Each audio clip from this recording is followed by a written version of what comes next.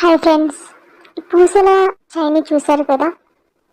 So ఈ పూసల చైన్లో ఉన్న తాడు అనేది ఎంత స్ట్రాంగ్గా ఉండి దానికి ఉన్న ముడి అనేది ఎంత స్ట్రాంగ్గా ఉంటేనే ఆ చైన్ అనేది స్ట్రాంగ్గా ఉంటుంది.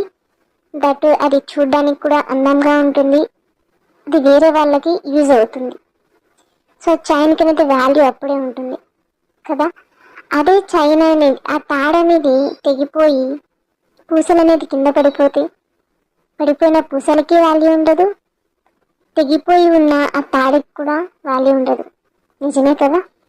సో అలాగే ఒక హస్బెండ్ అండ్ వైఫ్లో వాళ్ళ లైఫ్ కూడా ఆ తాడులాగా స్ట్రాంగ్గా ఉండి ఆ ముడిలాగా వాళ్ళ బంధం కూడా ఒకళ్ళ డెసిషన్ని ఒకళ్ళు యాక్సెప్ట్ చేస్తూ వాళ్ళకి సపోర్టివ్గా ఉండి ఆ బంధాన్ని ఆ తాడు ముడిలాగా బలపరుచుకుంటేనే కదా వాళ్ళ పిల్లలకి ఒక మంచి లైఫ్ ఇచ్చినట్టు ఉంటుంది. సో ఆ పూసల చైన్ ఎంత స్ట్రాంగ్గా ఉంటే అంత వాల్యూ ఎలా వేరే వాళ్ళు ఎంత మంచిగా యూజ్ చేసుకుంటారు.